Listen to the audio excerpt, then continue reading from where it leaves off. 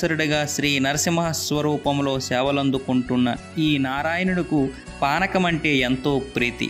సరాసరి తన నోటిలో పానకంలో సగపాలు ఈ స్వామి ప్రసాద చిహ్నంగా భక్తులకు అనుగ్రహిస్తూ ఉంటారు. స్వామివారు త్రాగుతున్నట్లు గుటగుట శబ్దం కూడా వినిపిస్తుంది. ఈ శబ్దం ఆగేసరికి పానకం బయటకు చిమ్ముతుంది. ఈ అద్భుతం రోజుకు ఎప్పుడో ఒకసారి మాత్రమే కాదు, పానకం సమర్పించిన ప్రతి భక్తుడికి జరుగుతూనే ఉంటుంది. ప్రతిరోజు బిందెలు కొలది పానకం సమర్పించిన ఒక్క చీమైన దరిదాపులలో ఎక్కడా కనిపించదు. ఈ విశేషం వల్లనే ఈ దైవం పానకాల స్వామిగా ప్రసిద్ధుడయ్యాడు. ఈ క్షేత్ర చరిత్ర బ్రహ్మవైవర్త పురాణంలో ఉంది. మంగళగిరి అంటే శుభప్రదమైన కొండ అని అర్థం. ఇది తూర్పు కనుమల పర్వత పంక్తుల వరుసలోనిదే.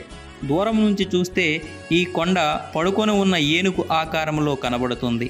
ఈ స్వామికి కృతయుగంలో తేనె, త్రేతా